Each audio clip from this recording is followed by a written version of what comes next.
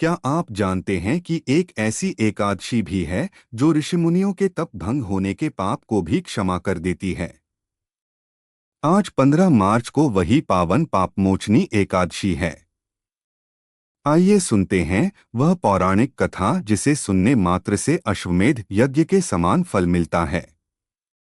चैत्र मास के कृष्ण पक्ष की एकादशी को पापमोचनी एकादशी कहा जाता है। जैसा कि नाम से ही स्पष्ट है, पाप को मोचने, नष्ट करने वाली एकादशी। आज 14 मार्च 2026 की रात से यह तिथि शुरू हो रही है और इसका मुख्य व्रत कल 15 मार्च को रखा जाएगा। पापमोचनी एकादशी की पौराणिक व्रत कथा द लेजेंड। यह कथा भविष्योत्तर पुराण में भगवान कृष्ण ने अर्जुन को सुनाई थी। एक मेधावी ऋषि और मंजुघोषा अप्सरा। प्राचीन काल में चैत्ररथ नामक एक सुंदर वन था जहां मेधावी ऋषि च्यवन के पुत्र कठिन तपस्या कर रहे थे। उनकी तपस्या को भंग करने के लिए इंद्र ने मंजुघोषा नामक एक अत्यंत सुंदर अप्सरा को भेजा। मंजुघोषा ने अपनी सुंदरता और गायन से ऋषि को मोहित कर लिया। दो तपस्या का भंग होना। कामदेव के प्रभाव में आकर मेधावी ऋषि अपनी तपस्या और समय का ज्ञान भूल गए।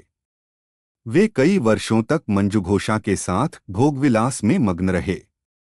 एक दिन जब मंजुघोषा ने वापस स्वर्ग जाने की अनुमति मांगी, तब ऋषि को अपनी भूल का एहसास हुआ। उन्हें पता चला कि उनकी वर्षों की तपस्या नष्ट हो चुकी है। 3 ऋषि का श्राप और पश्चाताप। क्रोधित होकर ऋषि ने मंजुघोषा को पिशाचिनी राक्षसी बनने का श्राप दे दिया। अप्सरा रोने लगी और क्षमा मांगी। तब ऋषि ने शांत होकर उसे मुक्ति का उपाय बताया। उन्होंने कहा, चैत्र कृष्ण एकादशी पापमोचनी एकादशी का व्रत विधि विधान से करो, इससे तुम्हारे पिशाच योनि से मुक्ति मिलेगी और मेरे पाप भी नष्ट होंगे। 4 पाप से मुक्ति। ऋषि मेधावी ने अपने पिता च्यवन ऋषि के पास जाकर प्रायश्चित किया और स्वयं भी इस एकादशी का व्रत रखा। व्रत के प्रभाव से मंजुघोषा पिशाच योनि से मुक्त होकर पुनः अप्सरा बन गई और ऋषि के समस्त पाप जलकर भस्म हो गए। वे पुनः तेजस्वी हो गए। व्रत की मुख्य सावधानियां और विधि। Detailed points. तुलसी पूजन। भगवान विष्णु को तुलसी अत्यंत प्रिय है। बिना तुलसी दल के एकादशी की पूजा अधूरी मानी जाती है। चावल वर्जित। एकादशी के दिन घर में चावल बनाना और खाना पूरी तरह वर्जित है। मान्यता है कि इस दिन चावल खाना जीव हत्या के समान है।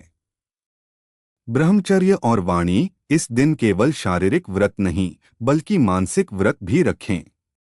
किसी की बुराई न करें और क्रोध न करें। दान। व्रत के अगले दिन 16 मार्च को पारण के समय ब्राह्मणों या जरूरतमंदों को अनाज और वस्त्र का दान करें। भक्ति और श्रद्धा के साथ किया गया छोटा सा पश्चाताप भी भगवान विष्णु को स्वीकार है। इस एकादशी पर तुलसी के सामने घी का दीपक जलाएं और ओम नमो भगवते वासुदेवाय का जप करें। वीडियो को उन लोगों के साथ शेयर करें जिन्हें अपनी गलतियों का पछतावा है, ताकि उन्हें भी शांति मिले। जय श्री कृष्ण।